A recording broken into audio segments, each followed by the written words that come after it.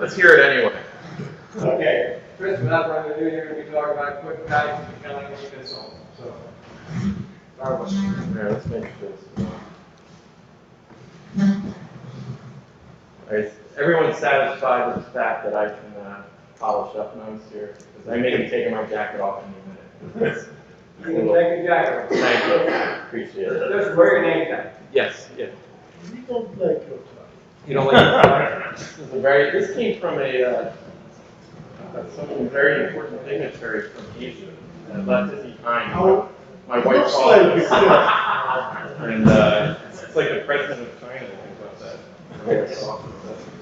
Anyway, welcome everyone. Thank you for coming. This is a great turnout. I'm very excited. I hope you're all here exclusively to see me. Not the food. The food is great. I'm not knocking the food. But no, I really appreciate everyone coming. This is a topic that I volunteered to do this, and as I was putting slides together in the last 48 hours, I was, thinking, why the heck did I volunteer to do this? But, I've gained a lot of knowledge. I started my own consulting business in the last year and a half, I guess, year and a half.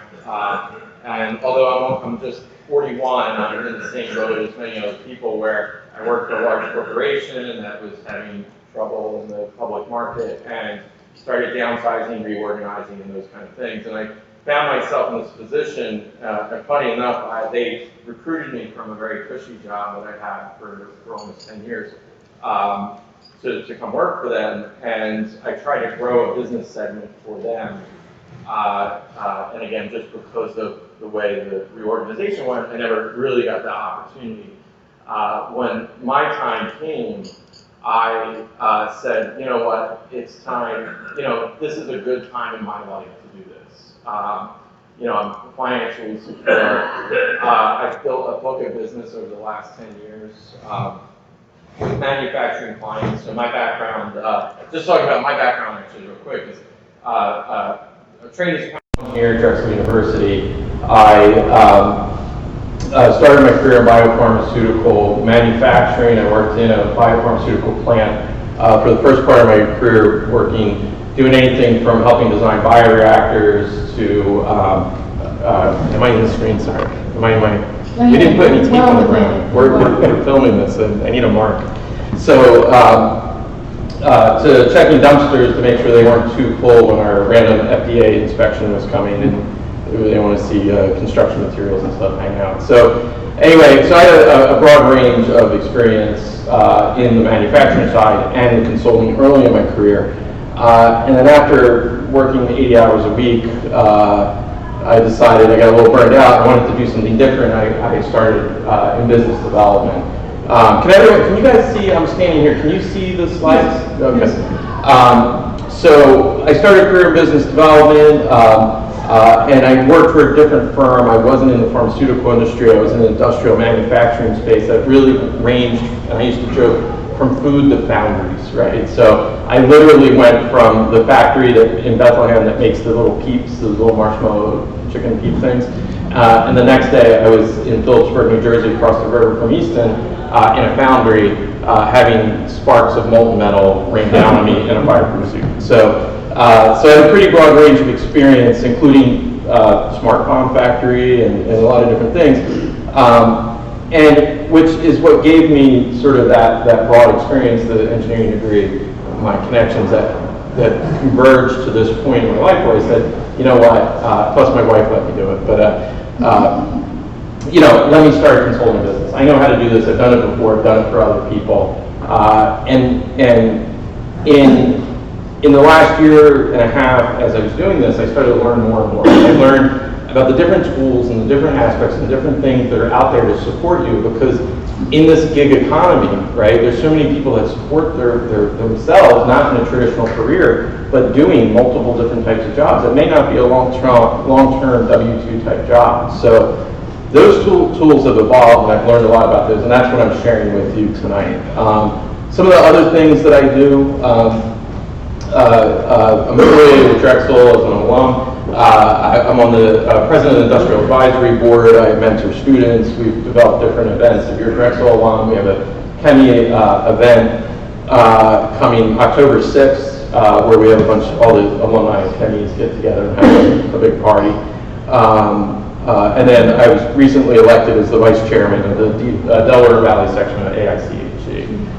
And of course, Chemical Consultants Network here. So I do a lot of things. That's part of, you'll see why I'll talk about that. That's part of my networking. That's part of my development. It's part of just getting to know people.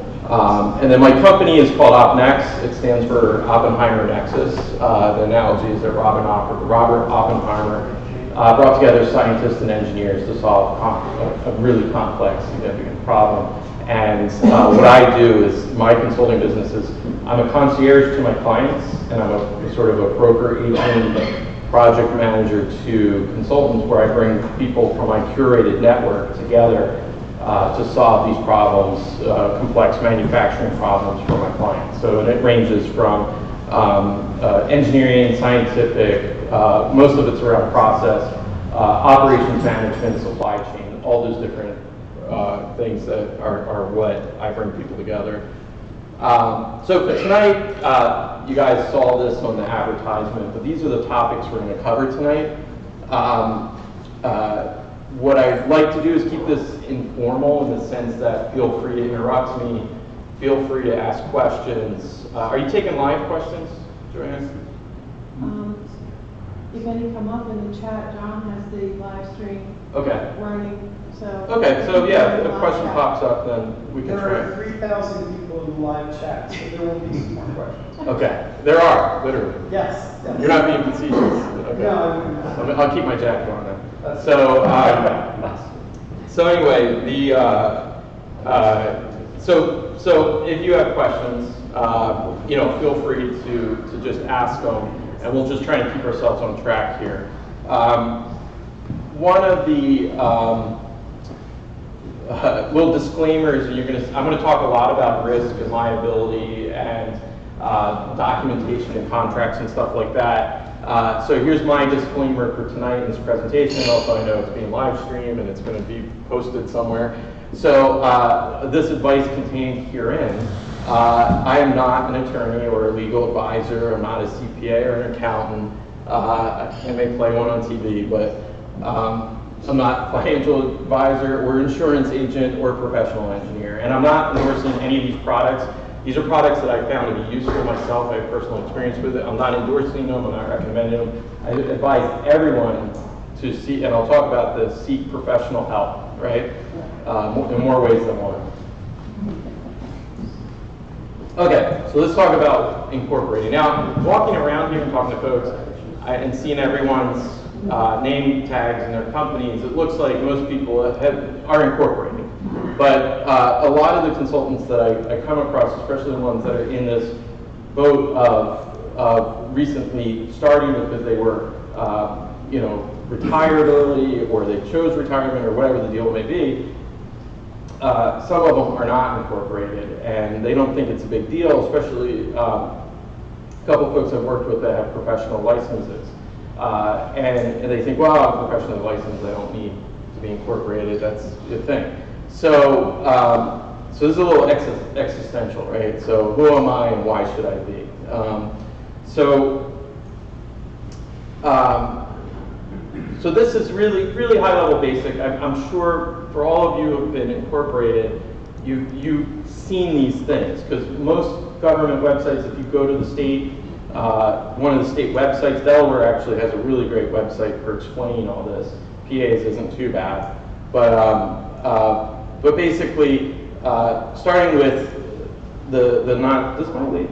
Okay, when I practice this, it's on a flat screen. So flat screens absorb laser, so you can't actually use this. So I gotta use this. So on this side here, the traditional sort of old school way of doing this is you would go to your local municipality and you would file for a business license, and you would be a sole proprietor, and they would assign you an EIN, employer identification number, which is like a social security number for your business, and that way you can use that for business purposes.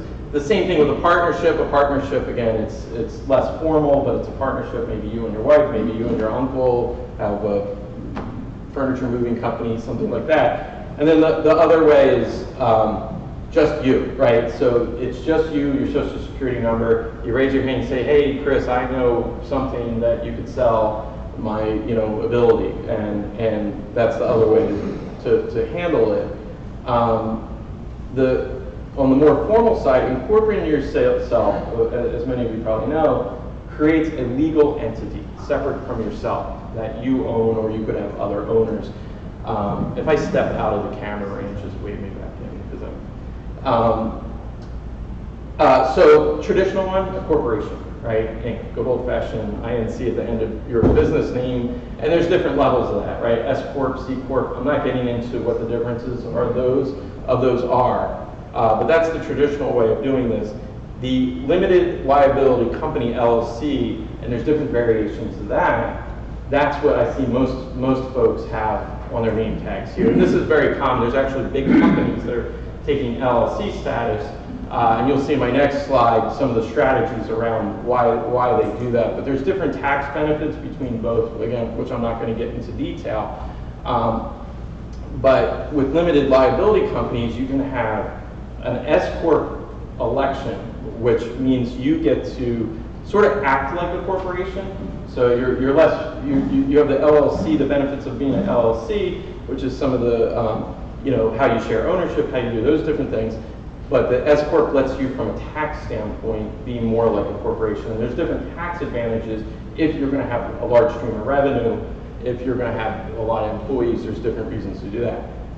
The great thing for consultants is the single member LLC.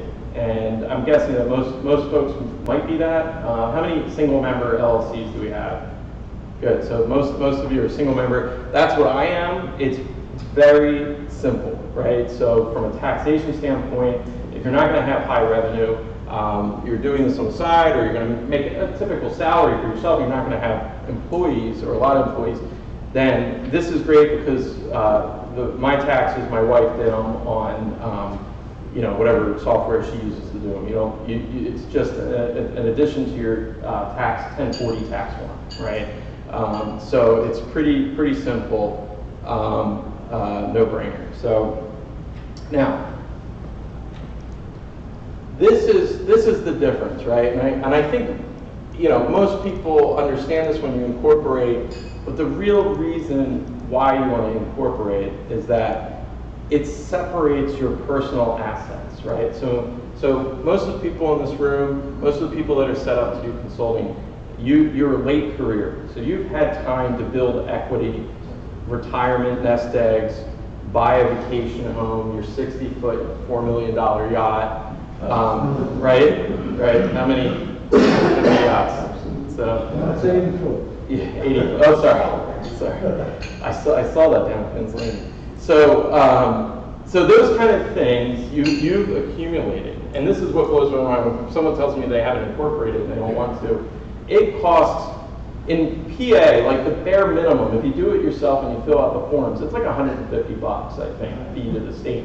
If you hire an attorney to do it, you're going to spend anywhere from $500 to $800 to do it. I mean, it is a no-brainer, but you put all that at risk. So anyone that has a grievance against you, whether it's a customer, employee, Joe Public, you name it, and they want to make a claim against your business, or one of your clients, they can go after the value of all those things there on this side here, right, as a sole proprietor, including your future income, right, if you're really negligent. And the thing is, most people say, well, I'm an ethical professional, I'm not going to get myself in that situation. You don't know. And well, I'm not going to give away this expression, it's in a later slide, but you have really good intentions, but the rest of the world may not, and things just happen.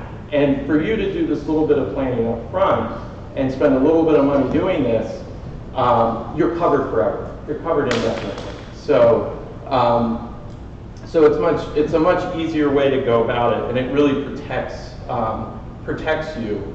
Now, the one thing is, okay, so you form an LLC. Here's the part, everyone has an LLC that you might be interested in. You have an LLC, it's an individual, it's an entity. what do you have, right? What are your assets that, because you've separated your personal assets, what do you have to lose, right? Well, you have a bank account, you have cash flow, right? So you got a bank account, and depending how you're pulling your dividends, you could accumulate $100,000 or a couple $100,000, depending what kind of business you're doing, or $1 million even in revenue. So you have your bank account, you have intellectual property, and sort of your brand, right? And that could be if you decided a strategy of, okay, I'm being sued for $10 million, I'm just going to walk away and say, good luck, you can have the $50 in my bank account. You may be limited to whether or not you can use your brand or the intellectual property that you have under your business. And then your property and assets, meaning if you have a building, if you have some trucks, if you have a company car or some computer hardware, those are things you can lose. So there's a strategy here, and I think if some of you may be familiar with this, I don't know, but this is a very classic model to protect your business assets. Now this is a little more complicated because it requires a little bit more upfront work to set this up. There's a little bit more of investment because there's a lot of paperwork that needs to be done, a lot of legal paperwork that needs to be done. But essentially what you're doing is you set up separate companies, separate entities to own and manage your different assets, the things of value to you. So company one would be the management company. That's the forward-facing company that you're doing business with. So this is the company that you're writing contracts with your client, you're writing contracts with other vendors, you're conducting business through this management company. And then let's say you have a patent or some other intellectual property or software stuff that you want to license out. Well, what you do is you're setting up these separate silos to individually own your IP, your patents, or your assets. And what you do is you have to do this legally through paperwork, right? You have to have documentation. You can't just willy-nilly create these 3 things for fun and give them cool names and have it all run out of one bank account. You have to set up separate bank accounts, you have to have legal documentation, all these things to show this sort of chain of ownership. And what you have to do is essentially you license your IP, you license your hardware, all these things separately to your management company. And in turn, what you can have is you can have a holding company that owns all that. So you may have heard of holding companies, and then you have operating companies, or you just own it direct yourself. You don't have to have a holding company. It's just an way to form it. Is this familiar to folks, or is this so? I don't want to. But again, I just wanted to cover the basics because I conceptually understood this, but until my attorney explained it to me, and my IP attorney explained it to me, I realized, well, this is something that some folks they have patents. And they don't, this is something you want to think about if you have patents. Okay, I'm just a consultant. I don't need insurance, right? So I get folks that actually say to me, well, yeah, I don't have general liability. I don't have professional liability. I don't have this. So how am I to cover, how am I to CYA, right? CYA, cover your assets, right? So how many people have, well, you don't have to, this may be a personal thing, but how many people have professional liability or know what professional liability is? Okay. So the insurance what it does is gives you additional buffer, additional protection. So we've talked about how to protect yourself, your personal assets from by incorporating yourself, right? So what's going to happen though, let's say someone does have a grievance against you, they want to collect damages, whatever, they're going to go after your assets. If you have insurance, most likely, because going after litigating you is going to be very expensive. So there's a whole cost proposition in litigating someone to get damages. So people carry insurances so you can avoid that litigation, and this helps give you that additional buffer so you don't have to deal with the headache of litigation. Most people will go after what your insurance is. And when I say most people, this could be anyone. This could be your client, this could be Joe Public. This could be really anyone that has an interaction with you, an employee of your clients. But most of your clients are going to require you to carry some sort of insurance, and they're going to give you what those insurances are. And as my insurance agent likes to say, well, this is the cost of doing business. In fact, I had to bump my premium and buy additional coverage for a particular client who I didn't end up doing business with. So, so it's really important to understand why you have this insurance, why it applies to what you do, and how it applies to your client and what their requirements are. And so you want to make sure and understand what you're getting in your policy. But basically, general liability is just the general insurance of you showing up to a client's office or site.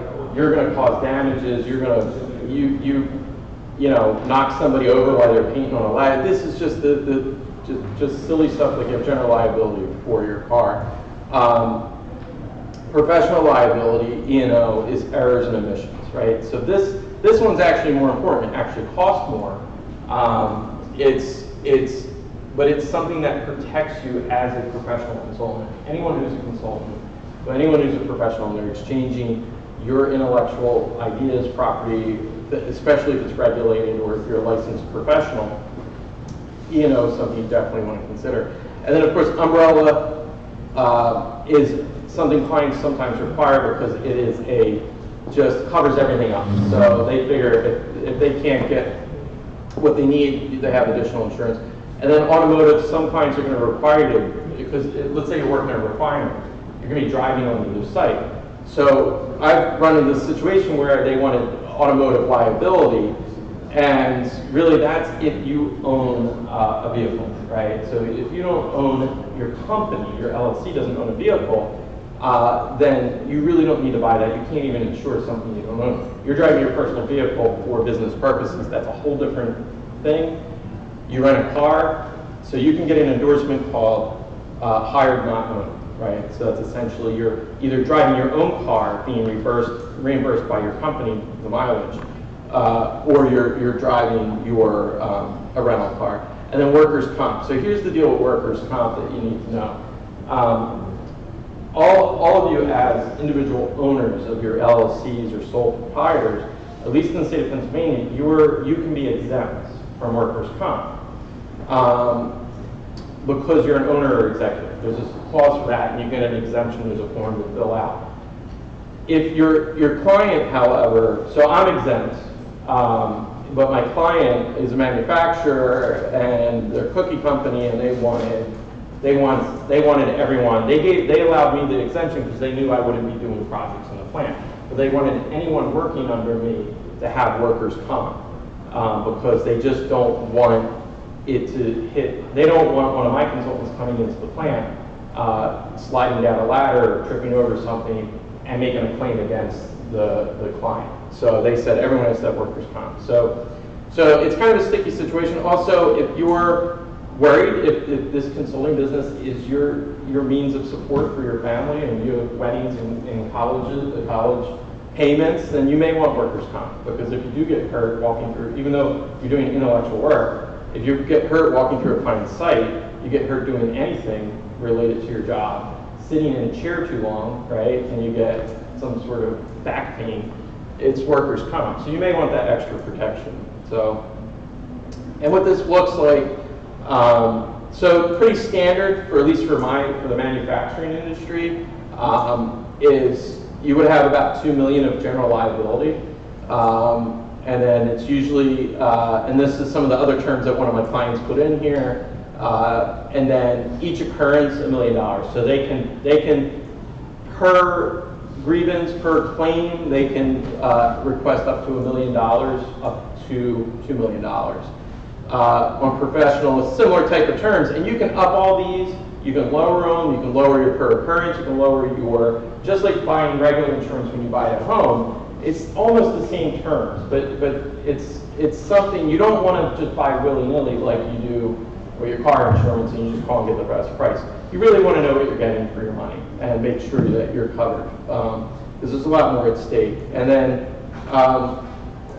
And then let's say you go to your client and you have $2 million in general liability, and your client says, well, we're Aramark, right? Just one of my colleagues, someone I sit next to in my office has a branding business, and he's doing something for Aramark. Well, they want $5 million in general liability. Don't ask me why, he's putting a logo on it. But to do business with them, you have to have $5 million. So, and that's typical. There are companies, refineries, there's, I'm trying to think of a couple of companies I've worked with, GE, they have much higher terms. So sometimes, depending on the work you're doing, you can negotiate that down, right? So you can say, can I get a waiver on this? This is what I have, is it good enough? Sometimes, and I suggested to my buddy, sometimes what you can do, for a lot less, you can up your umbrella.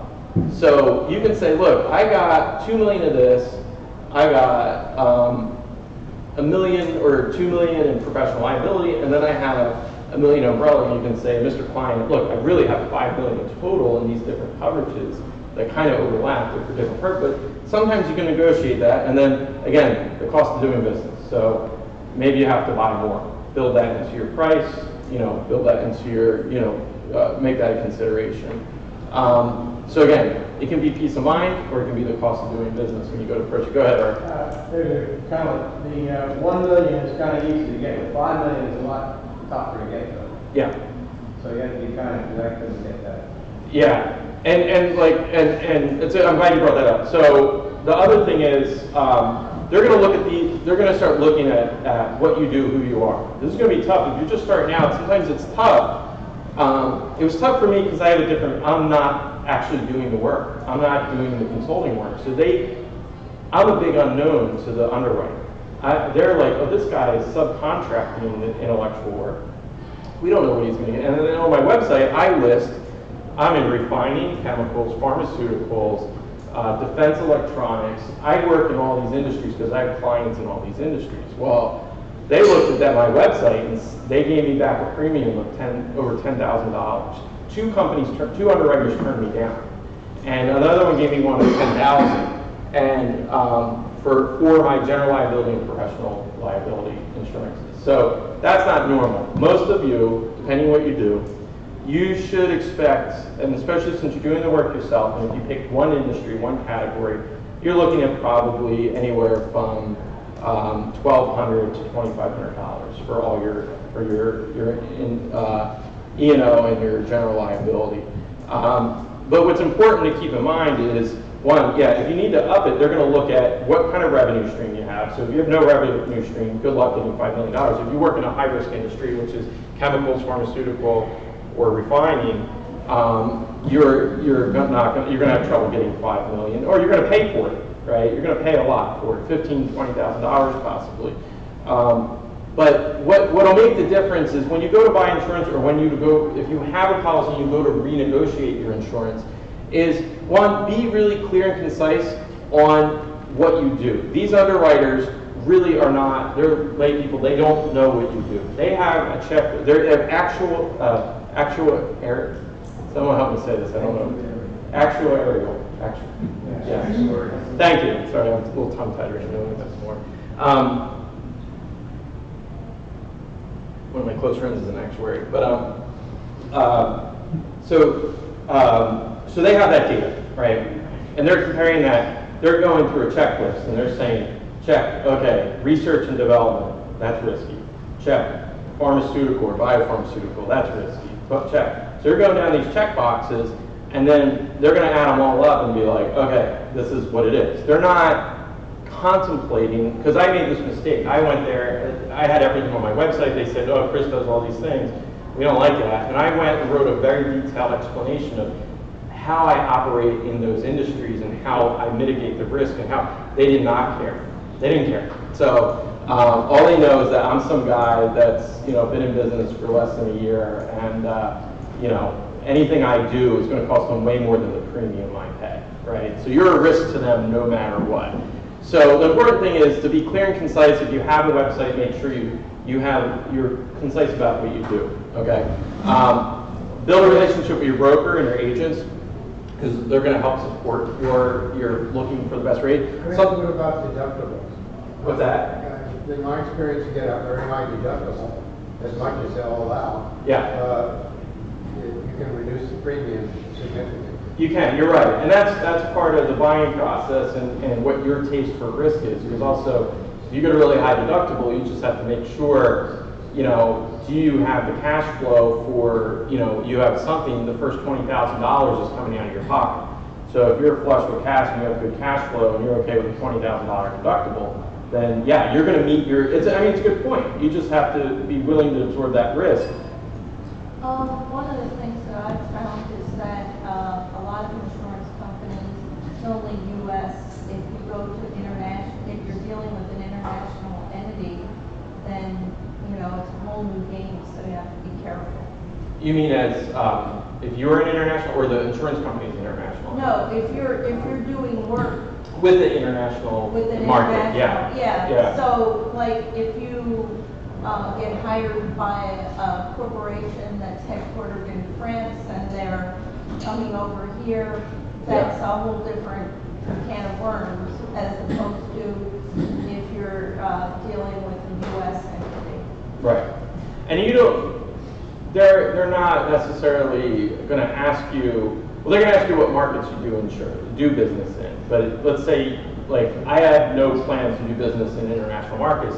Not that I can't be invited to do work with a lot of my clients that are here, also have international operations, but it's only if you really plan on doing business internationally where you need to disclose that and then it affects you. So again, if you have ambitions to do international work, then you disclose that. But if you don't think you're going to do it the first year or two, then there's no reason to say, yeah, I'm going to do international business. And this is kind of where I overpaid in this past year because I was very ambitious in what I was going to do, and it you know, put my premium up. Now I was able to go different underwriters and finally find one that brought it down, brought my premium way down. So I'm paying double what most people would pay, but I'm not paying $10,000. So it's, you know, again, shop around, get a good agent. But also, you can go directly to some of the underwriters. So Hitchcock's is one of the big underwriters, and they do a lot of professional liability. So you could go direct to them and negotiate with them. So I'm not sure if the mic's going to pick up the questions. Yes. You might want to either repeat or summarize what the question was before you hear it. okay, all right, good idea. Yeah. Well, now we could get mics throughout the plants, table mics in here. So the other thing is know your client's requirements, because there's one other aspect here that you should be aware of, is the difference between additional insured and a certificate holder. Additional insured is where you list your client as a co-insured entity, so that it is very easy for them to make a claim with regard to the work you're doing for them. So if you do something that they can go right to your insurance company and make a claim, and it's almost like, you know, streamlined versus them having to go to their insurance company and have their insurance company then make a claim against your insurance company. So there's a little bit of a difference there. The certificate holder thing is better, right? So basically, a certificate holder is your broker will basically just write their name on insurance, a copy of your insurance certificate that you turn over to them, you give it to them, and they basically just have it on file. And it just lets everyone know that you're doing business with them, but they have no direct claim to your policy. So that's a no-brainer. Additional insured is going to cost you on your premium. So risk and liability. So I call this taming the monsters under your bed, right? Because this is all about the unknown, right? Things that may or may not ever happen. But you need to be prepared for those things because, you know, in a perfect storm, all these things can happen. So, so you know what? Let me ask you guys just to help wake everyone up. What do people feel that are risks? Can we have a couple anyone volunteer? What's a risk to you as a consultant? No income. No income. Financial. Okay, good. Risk, I think the risk is if you hire someone else. If you hurt someone else, right? No, yeah. if you hire someone else. If you hire, right, employees, right? So you have risk and liability. So give me both. Give me, or either one. So that's, employee, there's both liability and risk with hiring employees, right? Non-payment by client. Financial, right, that's a financial risk, right? And then maybe taking on, not being able to pay someone that's working with you, whether it's an employee or a subcontractor, right? Anyone, one more? But if you have someone else to perform like a small job at the lab, and he's working with chemicals, Yeah, and he got caught Yeah. in the lab, right. the general liability can cover this. Potentially, yeah, but this isn't about insurance, this is just about risk. Let's put insurance, yeah, your insurance could potentially cover that. Covered, yeah. But let's say that's not necessarily going to make a problem go away. You still have to deal with some other things, whether your insurance did cover it and if your business at risk, you now have a risk to your reputation, you have a risk, you may have caused an environmental issue that goes into a regulatory issue, which could be, other legal issues. Art? For some of us more mature consultants, you may have a medical issue while you're doing the job. A medical what? Medical issue. Right. STD. Thanks, Herman. Did you pick that up on the mic? That's all right.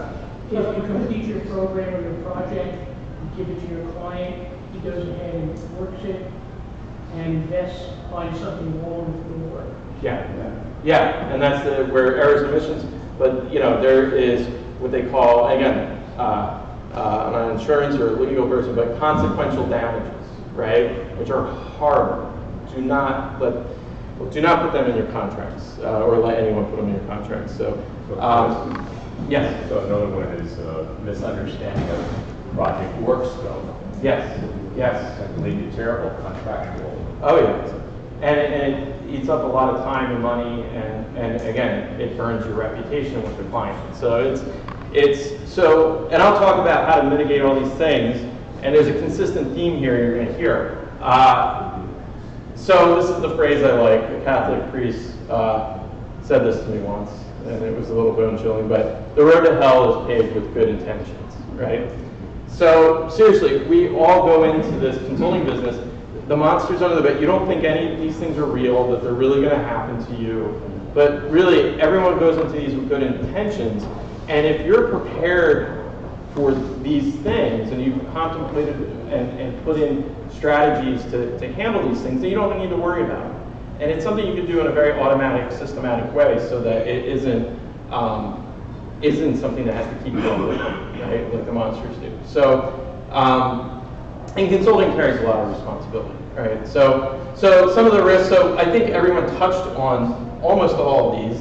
So again, financial could be you getting paid by your client, you having to pay someone, creditors, the time burden, if you have to redo work as part of a do-over, or if you didn't clarify your scope and your client wants you to do more work, you have a time burden, which then ties back into financial, because then you now have opportunity loss, right? While you're spending time fixing something, you're not getting new business, you're not doing new billable work. Physical loss, we talked about that, lab accidents, people getting hurt, health issues, and then the one that keeps me up at night, right, to me is regulatory, right? I don't work in a lot of regulatory directly, but that's where you can go to jail, right? You can go to jail, you can have really heavy fines levied against you. So those are the kind of risks. And then liability, of course, is, as I say, Joe Public, anyone in the public can bring a grievance against you for something that you may have done or the way you've done it. Employees, of course, are always a risk with liability. There's a lot of labor law, employment law, HR law. And then breach of contract is a risk. That's why it's good to understand the contracts you have to help negotiate those and talk about them with your clients and your attorney. And then the other one is infringement. And these days, with the access to information is so easy. Things are flying around on the internet, and it's so easy to infringe upon people's licenses, copyrights, those kind of things. So what I say to do is you want to mitigate your risk, limit your liability, okay? And the best way to do that is really setting up a system early, right? So as you start doing business, this becomes consistent. And really the best way to do it is you set up the what I call systematic behavior, and then the documentation. Because really it's all about documentation, how you document what you're doing in the business. So ways of doing that, and these are really easy, and again, I suggest you get an attorney, okay? That's the last one, get professional help. And seriously, I hired an attorney, did not cost me that much. It was a great investment considering I don't have an office, I don't have employees, I don't have these things. All I have is paper. And I really pride myself on the supply chain, I'll talk about that next, but the supply chain, my supply chain is all governed by paper and the contracts and the flow down of responsibility and so contracts are super important, and you want them, and you'll see in the next slide, you want them for plenty of things. You have contracts. Terms and conditions, really important. So your customer, your client is going to have terms and conditions. You can have your own terms and conditions. The key is which ones do you execute, right? So regardless of whoever thinks executed which, if you can get your client, someone that's authorized to sign on behalf of the company, to sign your terms and conditions, then that gives you the leverage you need if something goes wrong. I've had clients say, sure, we'll go with your terms and conditions. I've had other companies say, nope, this is, you're at the mercy of our terms and conditions. And that's when you have to make a value judgment. Is it worth your while? And if something goes wrong, what's the worst that can happen, and can you afford to walk away from your business? Policies and procedures, again, when it comes to employment, regulatory, HR, how you handle safety, dealing with the client, site visits, all these things. It's good to have a manual, because even if it's just you have these things written down somewhere, and they don't have to be super huge and comprehensive. These are all things that help support and defend you later on if there is an issue. And then licensing agreements. Very important. I always have a component about licensing or intellectual property transfer, which you want to make sure you cover, again, who gets what, how that gets transferred, the use and limited use. And I actually think I just got ahead of myself because I have a whole slide.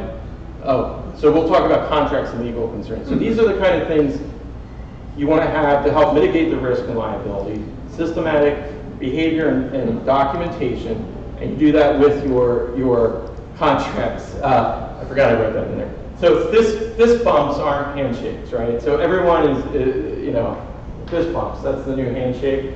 But to me, they're very impersonal, right? It's you're not engaging in a handshake. You're not, and deals used to be made on handshakes, right? So people are just doing these little fist bumps.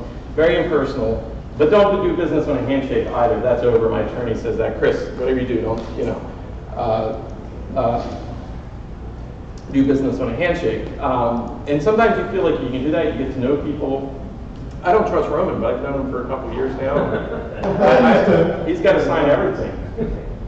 Of course, he signs it and doesn't read it. But so, all right. So I think many people have heard this before.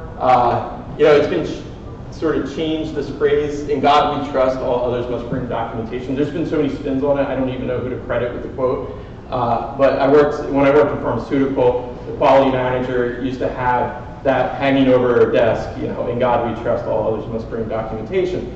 So, same thing with your supply chain, with your business.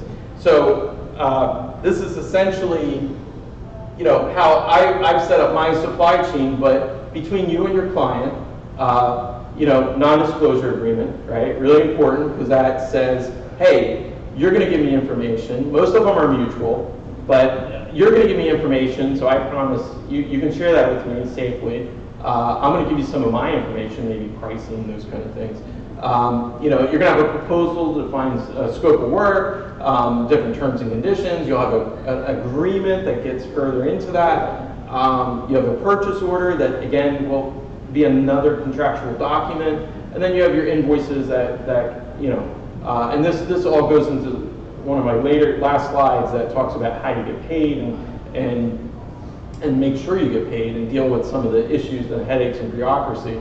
But basically, you have these things in place between you and your client to ensure that you're doing good business, and then you're going to have if you have employees or consultants or subcontractors or vendors, if you're purchasing equipment or whatever, you need to have the same thing. So if you're going to have an NDA with your client, you need to make sure you're going to share information with everyone else.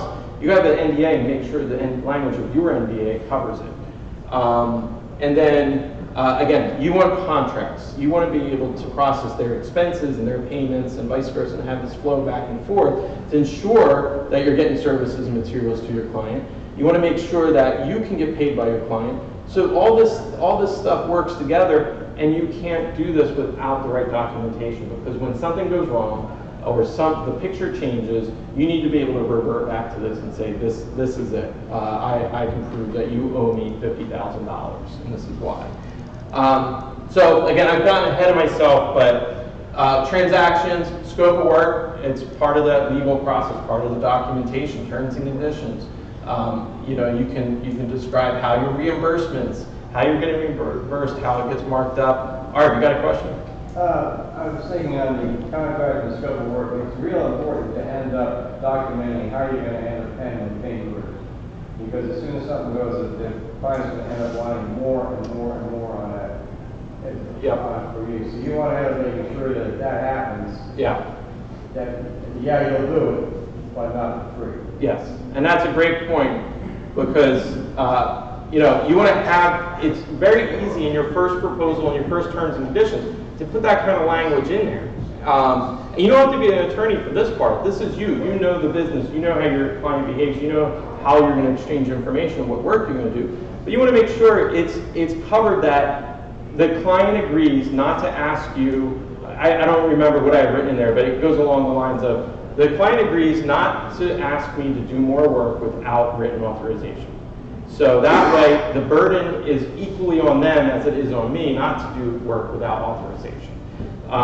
So that way, you know, again, if they do ask me, then I can argue that it was included. You know, so again, it's all about having it written down. You do it up front, and I'll tell you, I've gone down this. One of my traits, on top of business development that I did for the firm that I work for, I was very good at collecting bills. I was very good at collecting bills for these reasons, because I wrote really in-depth proposals that were very detailed that people didn't even read because it looked like fine print. But I had everything covered in there, and I was able to always go back, and maybe it wasn't to my client or decision maker or my direct contact, maybe it was going back to the purchasing agent or accounts payable, and I say, look, it's right here, and your guy approved it, so pay me. And they're like, sure, all right, we got it. So, you know, time after time, this is proven to work for me. And again, it's all about the upfront, before things go wrong. Because when things go wrong, it's too late. And you're going to waste time arguing, and you're going to hit a brick wall. Relationships. So non-disclosure agreement, that's one type of non-solicitation, non-compete. Does everyone, who thinks that's the same thing? Anyone? All right, they're two different things.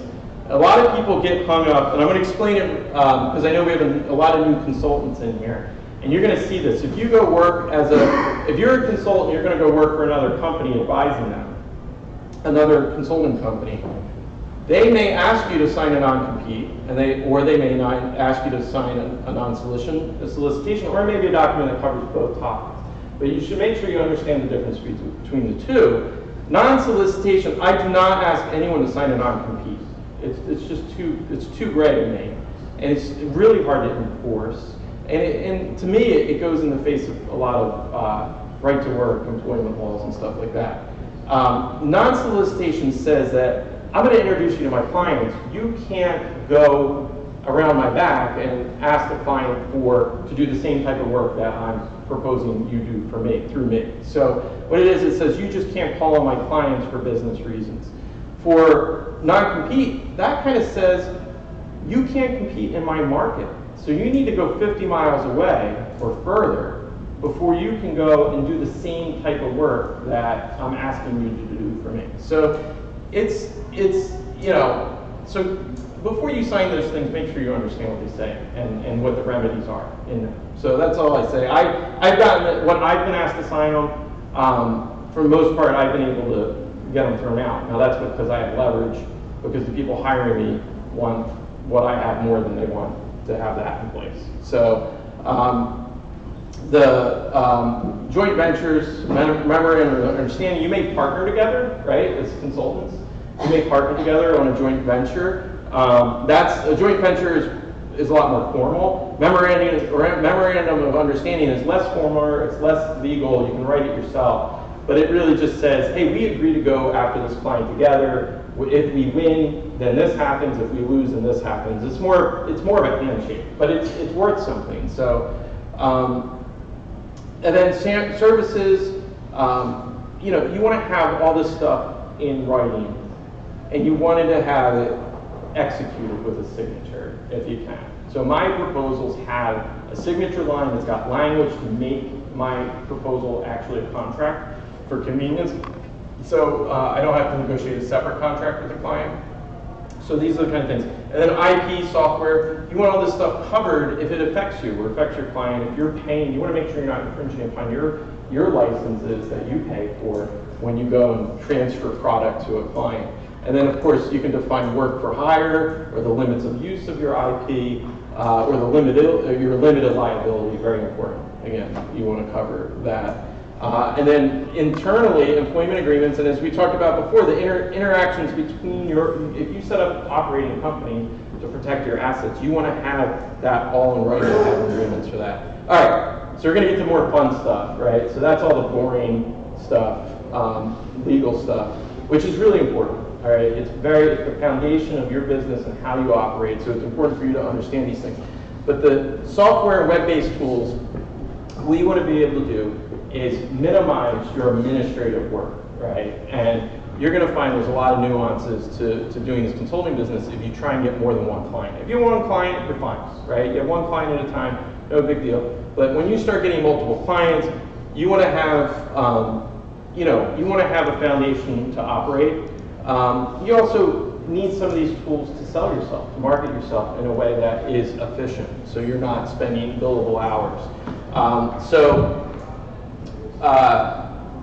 So I'm not really going to cover the work-related stuff because I just assume everyone here is in a pretty diverse. If I was speaking to AICHE and we're talking about engineering, then I would talk about this because there's a lot of common software packages people use to create deliverables. But here, there's a range of things that I think that you can find on your own. I'll tell you one thing though, like project management, drafting, modeling in the chemical industry, in the chemical engineering industry, everyone now offers web-based, cloud-based, monthly subscriptions. So I have a project right now I'm bidding on, and it requires that my consultant uses AutoCAD. And so as I'm bidding on this, I say, well, geez, I grew up as a draftsman, so I know it costs you like $3,000 of hardware and a $2,000 license. So you're $5,000 in just to turn on the program. So you can now buy for $50 a month buy the light version of AutoCAD. So that's how I solve the problem. So I got a subscription that actually this guy can run off of his iPad, believe it or not, and do the work that's needed. So look for those things. That's what you want to look for. The other is business administrative, and this is where I'll get into a little bit more detail. But these are the key things that you'll probably come across, right? Bookkeeping, communications, operations, and then sales and marketing. And I know that's sort of a dirty word. Consultants don't want to get into sales, but you have to sell yourself. And there's easy ways to do this where you can minimize the amount of effort. So, any questions? I'm trying to keep us on pace because I do have a bunch of slides here, and I can get off track if you ask me to. But any questions yet? We good? Yeah. So from running your business, everyone knows Microsoft, right? So that's sort of become a necessity in the world. Everyone's using Microsoft. You can easily buy Microsoft 365 subscription to that. But really, some of the programs, and again, you're going to see Zoho a lot here. And I'm going to tell you, I'm going to talk a lot about, not a lot, but you're going to see it a lot. I'm not promoting this or selling this. I've come across it. It's interesting to me. It's the most bang for your buck. And there's a big learning curve, at least for me with this. So I'm still learning about it, but there's a lot of support for Zoho They have support groups locally. They do conferences and everything. So it's a new. It's been around 25 years, but it's really just becoming now a brand. And you'll see there's a lot of bang for your buck there. But again, I haven't wholeheartedly recommended this to anyone yet because I'm still learning about it. You got comments on it? So you've repeatedly cited proprietariness and protecting your info and all that. What level of security do you feel around any of those four directions?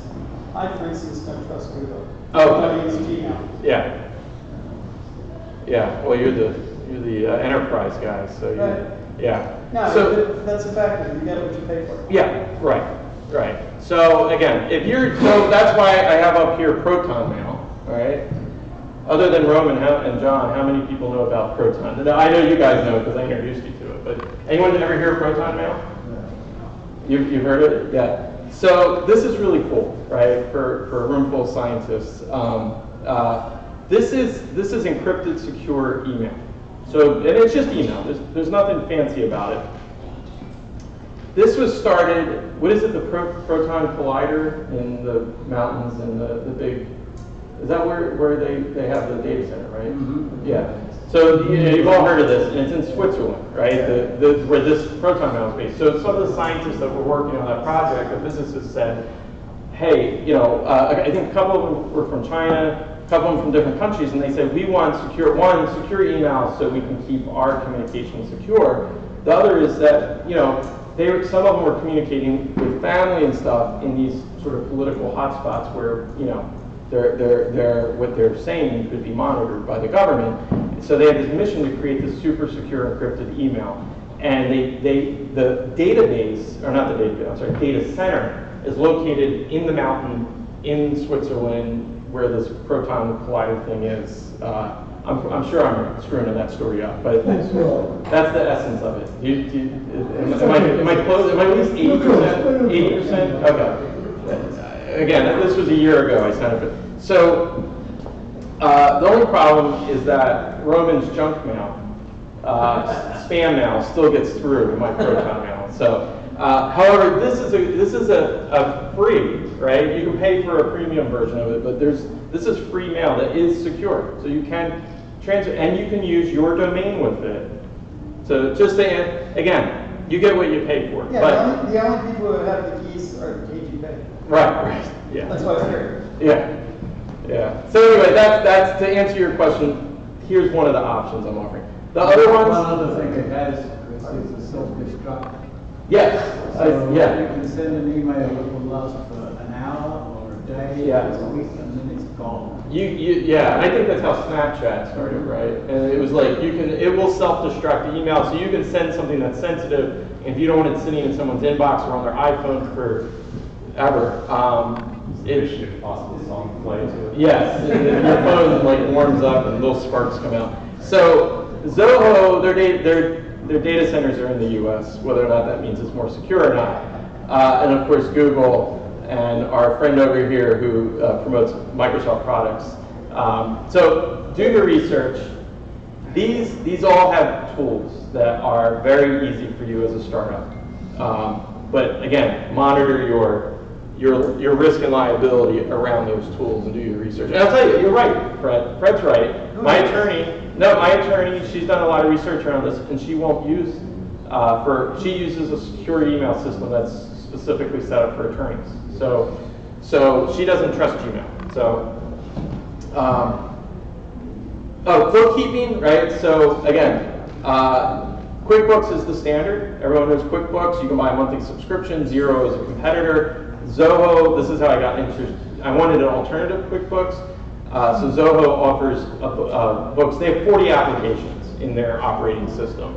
And I pay $35 a month for Zoho 1. And I get 40 applications, including a books version that's like for like to QuickBooks. And then also processing your contracts, all these legal contracts I'm telling you to put in place. Great way is electronic signatures. There's laws now that allow and validate electronic signatures. So using a program like this, DocuSign, Adobe EchoSign, are great ways to also help facilitate that.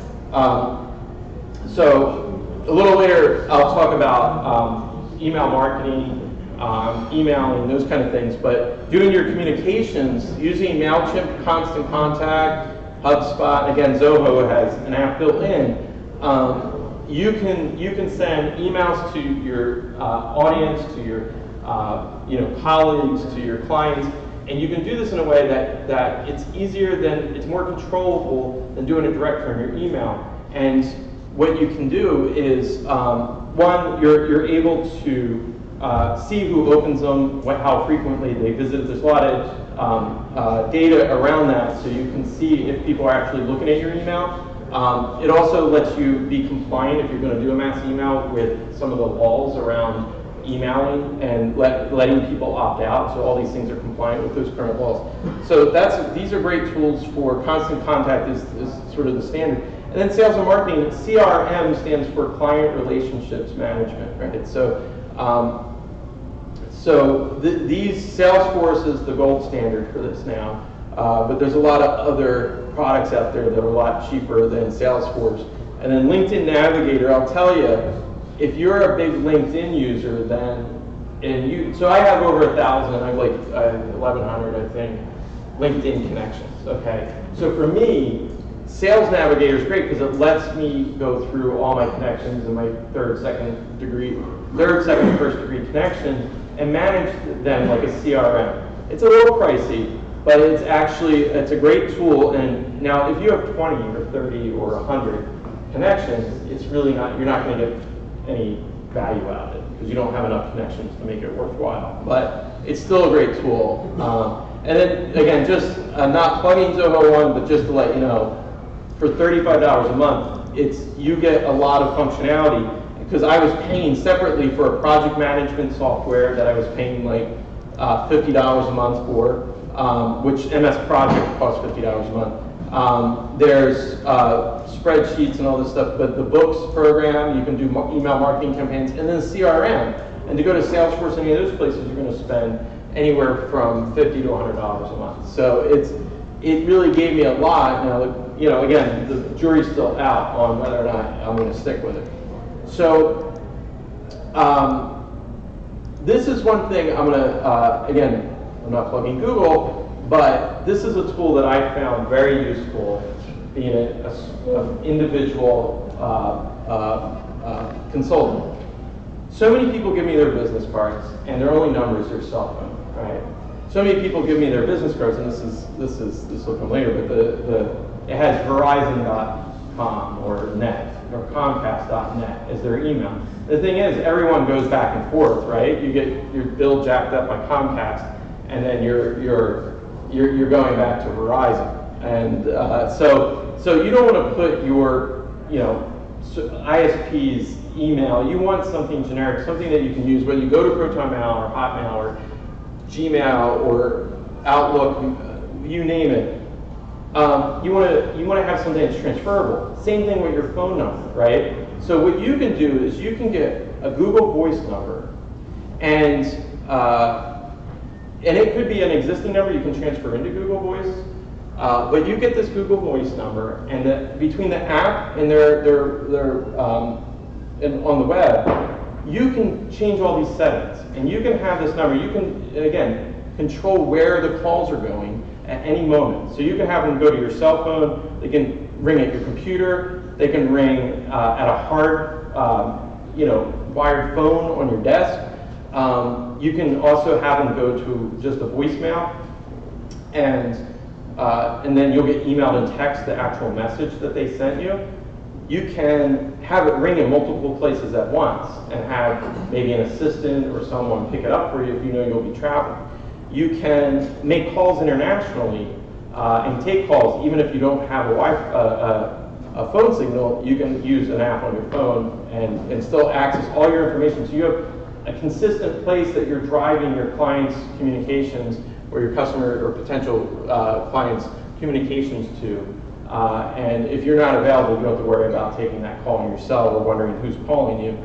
You can also screen calls and have people leave a message before they actually get patched through. So I recommend this, and again, there's other services out there, but Google Voice is the easiest one to set up. And then to complement that, let's say you do have a home office or you have somewhere you're working, getting a voice over IP device that's compatible with your virtual phone number is great, because then what it does is it lets you, and this is the one I use, it's specifically designed to integrate with Google Voice, but this lets you have that number, go to your desk, and take calls at your desk the good old-fashioned way, because I am old-fashioned about making calls. I like to have a handheld with a cord going to a base that I just dial for dollars when I'm trying to get clients on the phone. So that type of virtual number, and then having a voice over IP system really gives you a lot of flexibility to seem more like an enterprise than just a guy with, Comcast email and a phone number. Okay. Am I keeping everyone still good? We're still staying fresh? We need some more ventilation.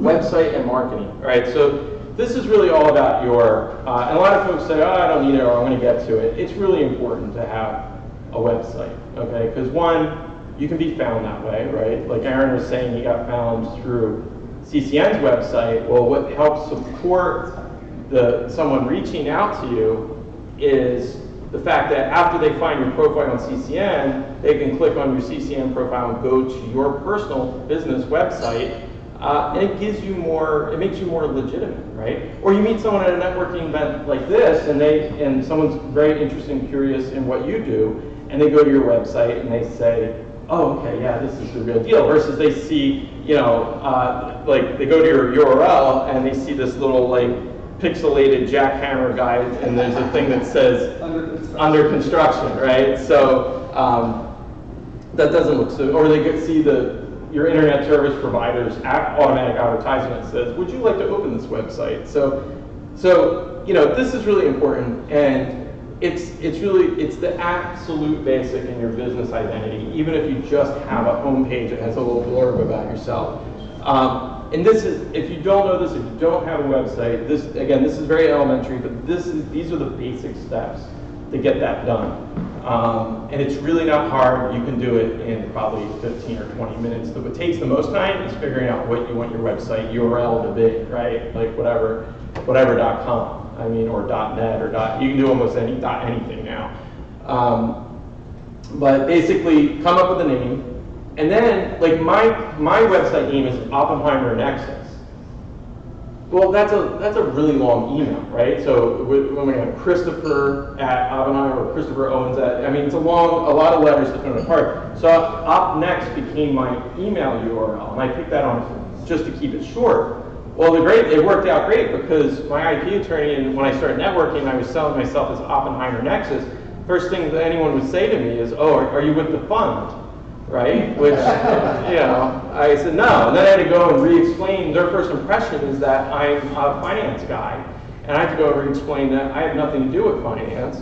And then my IP attorney said, Chris, if you want to get it, even when we went to go to look at the trademark registration, he said that, look, OpNext is a much better defendable trademark, because it's a made-up word. So you're not going to infringe, again, we talked about infringement, you're not going to infringe on anyone's copyrights, right? So keep that in mind when you're setting up your email URL.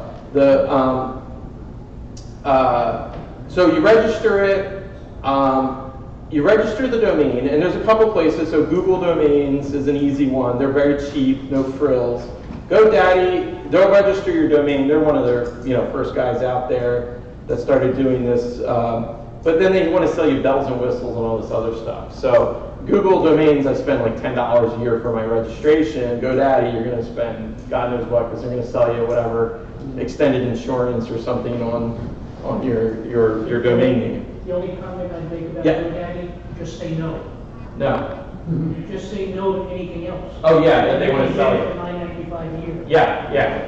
They're just a big marketing machine. The only reason I put them up there is because again, they're just a well-known one. But there's a lot of other ways to register your domain name out there. So shop around. I guess one of the things that GoDaddy's doing with my website right now is they're saying it has to be encrypted or it's not going to come up. Do you hear anything in that realm? What I've heard, and again, I don't want to, since this is a live feed on the internet, I don't want to knock any one company, but what I've also heard from other people in your situation, like a consultant I know who uses GoDaddy, they said similar, not that, but they said some other problem that you have to, we'll redesign your website for whatever amount of dollars. And I feel like, I haven't heard that specifically, but I would definitely do some research because they seem to be more of a marketing company than a service company now. So I've heard similar types of things. So the one thing I do know that I learned is if you do have you do get ranked a little higher if you do have a secure a certificate. If you have a certificate, and I don't know a lot about this stuff, but if you have some sort of certificate, but that's not something where you have to redo your whole website. That's a certificate that you can add, and GoDaddy will sell that to you, but they're probably want you to redo your website as part of it and sell you that service too. So, so whether you're doing it through GoDaddy, as you said. But you want to host your website, right? You need someone to do that. So the old-fashioned days, you would literally have a server, right? Your own server, and you'd have your website living on that server, or maybe some university somewhere, or mainframe. But now there's plenty of people that will do that for you. And then you want to set up separately an email hosting services. And you don't have to have it all in the same place. You can shop around for both, or you can do one-stop shopping. It's really up to you. So designing your website, the DIY, there's a lot of websites out there for the do-it-yourselfer. I use Wix, right? I used GoDaddy years ago when I had a web-based business that I was dabbling in. And again, it was crude, it was early in GoDaddy's time. But I came across Wix, basically I saw them advertising at Super Bowl, and I said, oh, I'll try that. I identify with that commercial. And it works. It truly it is easy to use. There's other competitors to Wix out there. But if you can do PowerPoint, you can do this. There's no coding. This is based on, I think, WordPress. Is it WordPress, right? WordPress. So instead, HTML was before you had to know how to code HTML and all this stuff. So WordPress allows you to have these content management sites. A lot of functionality, super easy to use, plug and play, drag and drop. They have images for you. If you want, if you want images specific to your business, then you can license them directly through their website through Big Stock, Shutterstock, they're all owned by the same people now, but basically you can license the images you need for your website right through their app, and it's great. I pay like $2, $3 an image, and I have a universal license for my website. Okay, once you do that, you want to interconnect everything, right? So just like Aaron was saying with the CCN, on your CCN profile, say I'm building in plugs for, I am plugging CCN, everyone should join, right? And then wholly endorsing. So on your CCN profile, you can put in your website. So if someone finds you, they can go to your website and see more about it. So, but you want to do that for everything, right? So you want to have a LinkedIn profile. You want to have any, CCN industry profile, social media, Facebook, whatever. If you have a Facebook for your business or for your consulting business, if you have a blog or some sort of professional, blog that you post on, and then sort of getting into what Maureen was saying was the Google SEO. I think it means search engine optimization. Right. All right, I got that from all the hundreds of emails I get about people wanting to sell me services and that. But you could do that if you're counting on web-driven business. Then you can do that, right? You can invest in getting yourself ranked higher, a higher spot on the search engine websites. That's up to you. I don't care about it because all my business is sort of through traditional business development. I need the website for credibility. So when I hand you my business card, when I talk to someone, when I put my website in a LinkedIn post, you can go to it. So I don't care about the traffic. And then of course your email signature, right? Always put an email signature in there. It has all your information so that when you send emails, it's easier for someone to contact you.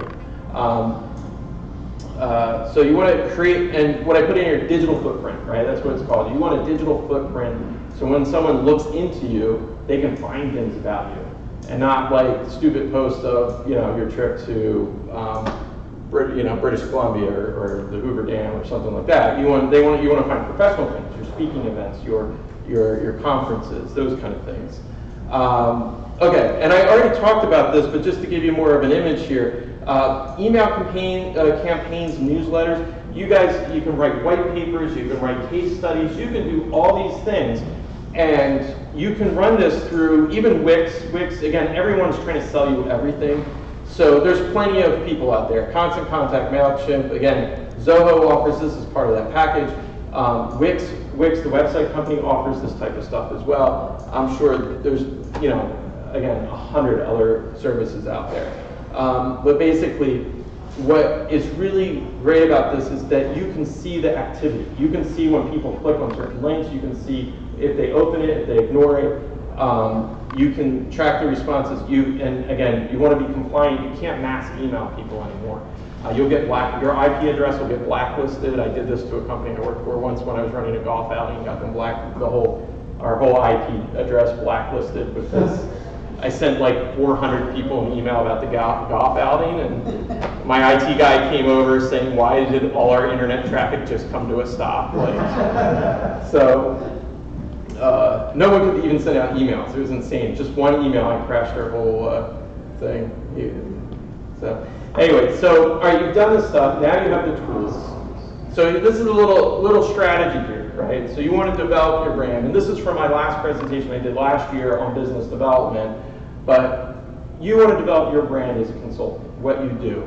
So one, you want to gain the position, essentially gain the position of a thought leader, right? So you do this by speaking at conferences, speaking at events like this, building sort of your history. You get on IMDb or Rotten Tomatoes of your history of all your performances, which helps give you credibility and get known. And you can do this, again, articles, white papers. There's so many venues for you to build your brand. And then you want to promote it. So once you start building your brand with this intellectual content that you're putting out there as a consultant, you want to promote it. So then use the social media, use your website, and let people know that you're doing these things, right? And workshops, I love this one, client workshops. You can, if you're, depending what stage you're in here, if it's worth your while, then go and do a free lunch and learn seminar, with your client, right? Say, hey, I'm gonna go speak about this topic for an hour. Tell your people to brown bag it, or you buy some. Well, a lot of times your client will buy the lunch. Depends, again, what your position is. A lot of times I buy the lunch because I want people to show up, so I make sure there's lunch. And then the other thing is you can partner with other people, other vendors or something. If you can share, let's say you have like a vacuum pump, you vacuum systems, you could partner with someone that's selling equipment along with your sort of consulting or your ability to use that equipment for research or operations, and you can partner together, split the cost of lunch, and share those contacts too. So maybe you do one time and with your client, one with their client. So it's something that you could again use to help promote and cross promote your brand. Yes. So just want to make a comment. Sure. About that last slide. So for you people who are just starting a consulting business,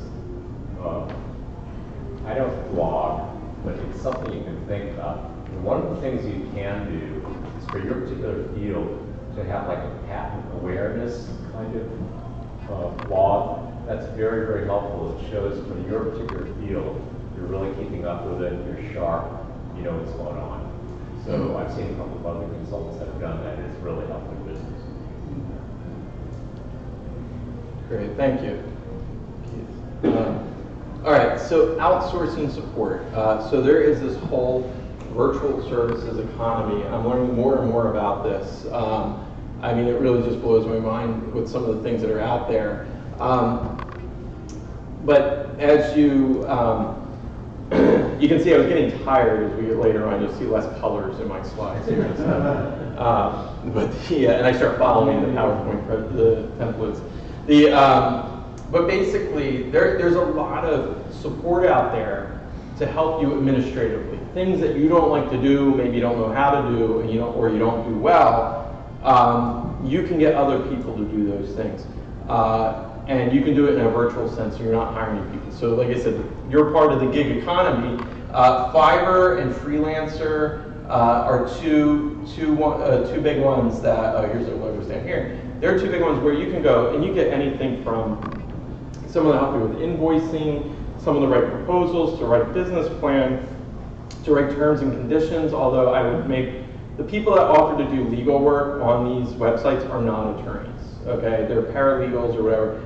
I still would not, I would go with an attorney if you're gonna have any terms and conditions or any kind of legal stuff written.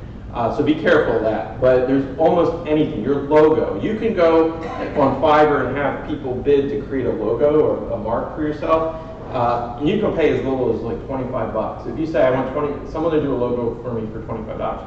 Now, as Fred said earlier, you get what you pay for, but you can get things done very cheaply in a controlled budget. So Fiverr is a really good one. So there's a lot of outsourcing companies coming out of Asia, India and the Philippines. And there's a whole career path in the Philippines around this. So where people are getting pretty much, college degrees, even master's degrees, and they're doing this outsourcing work in our economy virtually, right? So they're working virtually, but you can get anything from administrative invoicing. You can get people to do your PowerPoint slides, to do cold calling, any business operation you can imagine. You can get someone of various different qualifications and rates. And here's the thing about it. There's an economy of scale, right? So our minimum wage is their equivalent of, and again, I don't know, I haven't been to the Philippines, but this is the way it's explained to me. Their minimum wage is the equivalent of our $80,000 or $50 to $80,000 salary range, right? So although you're only paying $10 to $12 an hour for services here that you normally pay $25 an hour for, there's an economy of scale there, and that's why you can get quality work at that rate, and it's not slave labor or anything like that. So I haven't used this yet, so I can't vouch for it, but this is the way it's been sold to me. I was very close to doing it, but what I'm doing, and there's companies like this Entreholic company, and there's actually a company in my workspace that actually is doing the same thing, but they actually are a temp agency to help independent consultants and startups, and they're very cost effective, but basically they've already built all the relationships with the Asian outsourcing companies. So you can go to them and you're paying $10, $12 an hour to have someone to do all your invoicing for you. So you don't have to spend time doing that. And you buy the limited, you can buy it in chunks. You don't have to have someone 40 hours a week. So, but there's local companies that will help you facilitate that, or you can go to a website like Online Jobs Philippines. The other thing I noticed is Indeed. There's a lot of people, one, you should post your services on Indeed. Put your resume on that Indeed. So I went to Indeed, I paid for a database subscription so I could search all of Indeed's databases, and I was looking for someone with very specific project management skills in the food industry. And I found two guys who were absolute gems. One guy was sort of in between jobs, and he just had his resume posted up there for anything, but he was looking for consulting work. And the other guy is a consultant. This is what he does, and he just posts his resume on Indeed saying, hey, I'm a consultant, I do this stuff, here I am. So one, you could post yourself on there as a consultant, but you can also go and look for people to help you with these things on a temporary or consulting basis. And then shared services locally, you can share people's part-time, so buy someone their time part-time, and another consultant buys their time part-time, and sort of venture together in that. And that's what I'm doing right now, actually. So I'm hiring a part-time person to help me with some inside sales and marketing, and also to do some administrative work. And she's someone I met, got to know, and she's, again, in this gig economy, she's working at a salon and a coffee shop, but she has the skills and education to do the work I need. So I'm buying like 15 hours a week of her time, and it costs me, and I'm making it on an incentive basis, so I pay her a pretty, on par with her other jobs, her hourly scale, but then I'm giving her a commission on certain things that she does to help incentivize her. So this is a great way that I can now bridge this gap, be more efficient in my time, and again, just being creative about that. So you don't have to be, the key to this is you don't have to be on your own. You can find people, because you can really be discouraged about some of this administrative stuff. It's for engineers and scientists, it's boring, it's not fun. However, if you do get into hiring people, just understand some of the labor laws, how you hire them, whether it's a 1099 or it's a W-2, or business to business. So almost everyone I'm doing business with consultants here like yourself, who are LLCs, who are incorporated entities. So it's very clean and clear cut. All right, now business and development. We are running a little bit. Okay. I'm going to breeze through this real quick. I gave this last year. This is only a couple slides on this, and then we'll get conclude this. So in business development for consultants, all right, you have cold leads and warm leads. For all of you, you should focus on your warm leads, right? Because the cold leads take, like defrosting a steak to cook on the grill, takes a while. So for your past clients, past employers, all of you have them. Focus on reaching out to those folks. Networking activities. And I know I was talking to Aaron as he was getting started, and he was doing this kind of stuff, reaching out to people, networking. So 80-20 rule, so spend 80% of your time, your goal, 80% or more being billable, spend 20% of your time in doing the development and networking work, right? So that way you don't, so you'll always have something coming in the pipeline. And then the life cycle of an opportunity is you have a client contact, you get a meeting with them, you start building a relationship, you get to know them, you follow up, maybe you do an interview or presentation because they're interested in certain skills. You get a request from a proposal, create your proposal, and this is where you put in some of your T's and C's, and in this early process you learn about their conditions, right? Some of their things that you'll know so you can make the best value proposition, and then you negotiate, and then you move forward. So that's the life cycle. Excuse me, sir. Yep. The other one, between the client contact and lead and relationship. Yeah. Between that, we have something missed. A big gap, yeah. This is a lot of hard work of calling people on the phone, emailing, making those connections. So you need to get your client so you know somebody like the head of R&D for GlaxoSmithKline is your target, or the person that you want to do business with. You know who they are. That's your contact. You know their name. Maybe you know them. You met them before and you have their phone number. So you're trying to call them and get them on board with meeting you for whatever reason, to do business, to get to know each other, just in case you want to do business later. So that's really the step in between is the work you need to do to get their attention and get that meeting scheduled in front of them. Okay, I don't know about here, but in Canada we have the Scots. Scots are directory. Okay. That's right. Yeah. You have like half page for every client. Yeah. You have the vice president, the president email, and you have the sales email. Yeah. Sales at something, right? Yeah. Which one you said you should send? Who is the decision maker? You want the decision maker. You don't want to deal. Sales is just an inbox, right? That's a generic inbox. You want to deal with the highest level decision maker you can, the person you know that will. And I'll get to that actually into one of the later slides. But who you know can facilitate you getting business. So you don't worry about formalities too much. You know, go for the relationship with the person that can make a difference. Does that answer your question? It is acceptable to knock the door and ask for. Oh, cold calling? Yes. Yes. That's okay. Yeah. You've got to think like a salesperson. That's what I was saying, the difference between cold and warm leads.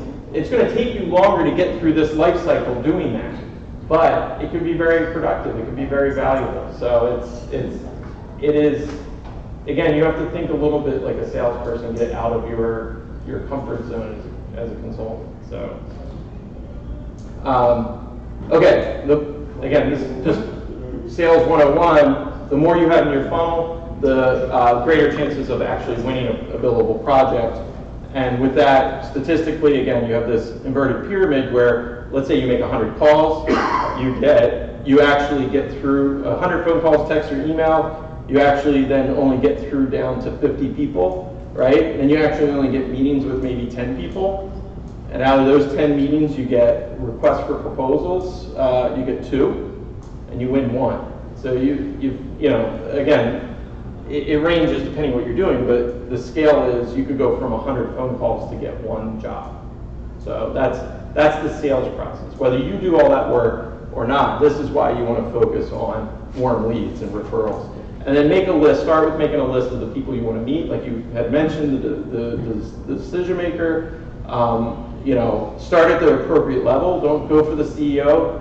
CEOs are visionary leaders. They don't control money, right? They don't make decisions unless you belong to their country club and they tell one of their operations guys to hire you. But other than that, your best bet is to go to someone at the decision-making financial level that just above where you want to work or do business. So don't shoot too high. And then networking face-to-face. Again, I'm not going to go into detail, but you have informal, which is people you know, and then formal, things like this, or speaking events. Your elevator speech, all right? So you want to have that for yourself, you want to have it for your business, okay? And what's great about this is, one, you can be at an event like this and explain to people in a way, 30 seconds, that it sticks with them. I know what you do, I'm going to take that away and remember that when I leave here after we finish 2 bottles of wine, I'll remember these things about you. The great thing is when you sit down for an interview with a client, prospective client, it's a great way to break the ice. You have this prepared, you lead with that, because it could be awkward when even, and I love to talk, obviously I'll talk for 2 hours, but it can be awkward when you first sit down. So having what do you call it, the 30-second speech, you can always start with that. It's your go-to thing. All right, navigating the marketplace, bureaucracy, and competition. That's what this is about.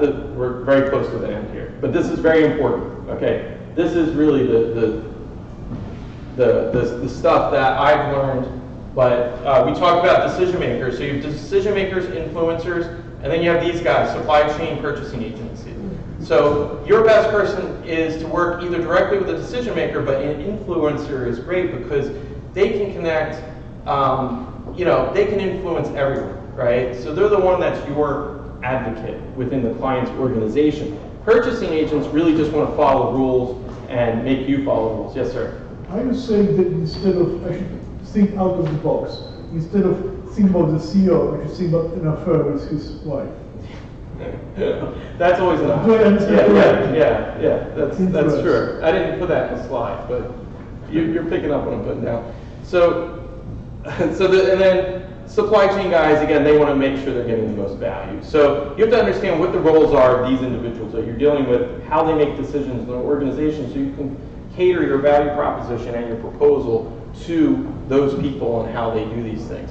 And then these are all the hoops that you're going to jump through, right? And each one has its own little issues and roadblocks, but you have to learn it for each client, and it's good to ask a lot of questions up front and know who you ask the question. You don't waste the decision maker's time on questions about terms and conditions or insurance requirements. You talk to the purchasing agent or supply chain guy. So again, these are the different hoops. The RFP, there's going to be requirements, terms, and the questions interviews are a great way to learn more, to present yourself, to throw off your competition if you're in a competitive situation. You can ask questions that you know that your competition may not be able to answer. You can kind of bring out, show their flaws in a sense. Again, you guys are all independent professional consultants. You're not really dealing in a competitive situation. You're being hired for your expertise. However, you know, I grew up in this world of other people in engineering and services, project services. There's a lot of people out there competing. So, and some people are more qualified than others. So, so anyway, these are the hoops you have to jump through. And knowing that for each client, understanding those hoops, that's what's going to make you successful in getting the work and getting all the way through. And then getting paid, and again, you can tell I was really getting tired here because there's no color in pictures, right? So, but really, we talked about this in the beginning, having the evidence, right? Having the documentation, right? The RFP, the scope of work, Keith, you mentioned that earlier, your agreements, your deliverables, your purchase order, and then this is I put in capital letters, this is the most important thing, clarifications and exclusions. In your proposal, so your proposal, you're gonna have a scope of work that's gonna say what you're going to do. And you can say in nice romantic terms that you're gonna do this and that and this and that. And that's sort of this is what I'm gonna do, but this is also sort of to impress you. The clarifications is the section of just shamelessness, where you're saying, I'm not doing this, you're gonna do this as a client. I expect this, you should expect that. This is included, this is not included. This is where you can just, in plain language, say what isn't, and every time that I've had to come back and argue, do we lose somebody? Come back and defend a payment or getting paid, I've always gone back to clarifications, or work orders or change orders and those kind of things, and I've come back and said, no, this wasn't included, because no one reads my clarifications. But a lot of times my clarifications and exclusions will be longer than my scope, and there's nothing wrong with that. But when I come back, I say, no, this wasn't included clearly. So that's really important. And then best practices, over-communicate with your client, say things multiple times in multiple ways, make sure that you and they are on the same page, understand their expectations, and then get ahead of change. Art mentioned change orders. Get ahead of them. You know, make sure you say, listen, the scope is changing. You're asking me to do something different. We learned something new. Scope's changing. Let's get this. Let's get this in writing, okay? And then don't overextend yourself. If you run out of purchase order, if your purchase order doesn't match your billings, make sure you either get that written in writing as a contract. And I just went through this with a client that his purchase order ran out, but my contract covered me. But then we got to the point where my contract ended. And I said, Mr. Client, we're at an impasse here. And I said, look, you pay your bills on time, but if something happens to you tomorrow, who am I going to go to get paid? And I said, you need to, and he extended my PO that day. And meanwhile, we're going to put a contract in place to cover because they want an open-ended contract. So that's the best kind. But you got to be careful. Open-ended contracts, you have to make sure it's in writing and there's limitations and terms and all that stuff because you can overextend yourself. Understand the payment culture. Some companies like to pay on time. Some companies design in, if you get 15-day, 30-day, 45-day net terms, 60-day net terms, does everyone know what net terms means? It means that's how long they can not pay you after you've given your invoice. Whatever those terms are, they're going to add more time to that. And clients have confessed it to me that they have a systematic way of extending that out as far as they can until you threaten to stop work. Believe it or not, it's completely unprofessional. There's other companies that pay bonuses to their purchasing people for doing that. There's companies, and German companies are very good at this. They actually pay bonuses for people that pay on time. So believe it or not, I've had a couple clients German-owned companies that pay on time, and I said, they're like, yeah, what happened? They bought this, we were bought by German owners. I said, you guys always paid late. They're like, I said, you paid immediately. And they said, yeah, we get paid based on being on time. So you got to understand that culture. And again, your ultimate leverage is to stop work or hold deliverables. Be very careful if you ever do this. You can burn your relationship. Sometimes you have to do it. It's a guilt thing. You make your client, if you do it in the right way, you can make your client feel guilty. All right, finally, we're at the end.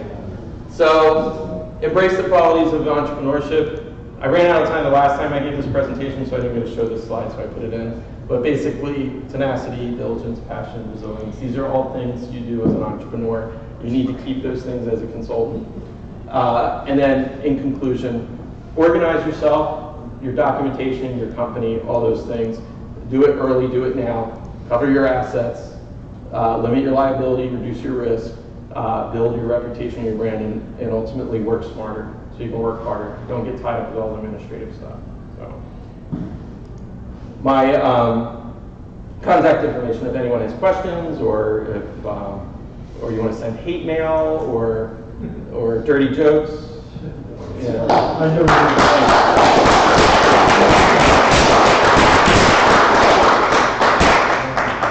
Okay, first after this, I think I learned three things. The first is paper. Verbal contracts aren't worth the paper they're written on. Yeah. Two, outsource yourself, and I forgot the third one. Anyway, any questions? CYA, yeah, that's right. CYA. Any other questions? Yeah, the third one is that you didn't put it in writing. Yeah. Right. Excuse me, for the new consultant, do we have a specific rule to explain how much you're gonna get paid, how much exactly, like? How to price your work? Yes, the price of your services. How to explain it to the client, or how to calculate it? How to calculate. So that's a whole other workshop, but ultimately, the best thing to do is talk to your peers, people in this organization. Get a feel for what the market will bear, what kind of rates are out there. But ultimately, what I would do, and as I do this to help other consultants, and we can talk offline if you want, but think of what your compensation would have been if you were doing this for a company, right? And then what you want to do is factor in the fact that they have the convenience of not hiring you full time and paying all your overhead and benefits and having all that burden. So there's a premium. So then whatever your rate was when you were being compensated before, what your market value was when you're an employee, then add a premium to that, right? Scale that up, and then ultimately think what do you need? What do you want to cover, and then how much risk is there, and how much time? Is this an easy project? And they're only going to hire you. What I tell my clients, and I actually have a scale for this, is if you want someone to come in just for a week or a day, then they're going to pay several $100s an hour. If you want someone for a long-term project, then it could be the economy of scale is going to be much different, and they could be paying a project management rate if it's a 3-month project. So it just really, there's a scale. There could be a scale to it. You can present it that way. There's no hard and fast rules. It's about what your time's worth and what the value and the risk is. I don't know if that helps, but yeah. We made one more question. I got one comment. I found on LinkedIn, and it's a big business thing, but be careful with LinkedIn because other people can click on your name and they can see your contacts, whether it's your customers or your suppliers. Mm-hmm. And I'm very, very careful now with LinkedIn. I don't put my suppliers on there. You can go into your account settings. Yes, you and can. hide them. Yes. So that no one can see them. Yeah, but it's something that you have to physically do yourself. I just wanted to bring that point up. Yeah. Media. And one more thing on LinkedIn for the people who are considering consulting or starting. There are a variety of courses on LinkedIn Learning about running a small business, consulting, sales for consultants. And then you realize that, oh wait, they're going to charge me for LinkedIn Premium. You get a free month. All those emails they keep sending you about that free month, take advantage of that free month. My free month ended on Monday, and I made sure to stop the free month. I had taken all the courses I wanted, and to be honest, I didn't get anything valuable out of the other aspects of premium. So take advantage of those courses And there might be, there was an excellent presentation with AICHE in their virtual local section meeting last year that Dave Dickey gave about being an independent consultant. If you're an AICHE member, you can go and access that. But he did go through a couple of different scenarios about how you go and price your services. The best input, though, is talk to other people. I had one guy who, I used to work for Dow. I elected to retire. Now I'm doing consulting on process development, process troubleshooting, fluid mixing technology, among other things. But one of the other guys who had been forced to retire and was consulting took me aside and said, here's what I charge Dow. Don't charge any less than this. Don't undercut me with Dow. I'm like, okay, very good. Thank you very much. So people here in this group have been very open about people getting started in consulting. I haven't asked people in this group about what to charge, but you know, there are different resources to go and figure out what you feel you need and this work for you. Yeah, and what Chris said here, long term is a hell of a lot different than Right. short term. Yeah. Okay. An hour phone call, so Yeah, right. Yeah. Chris, thanks again.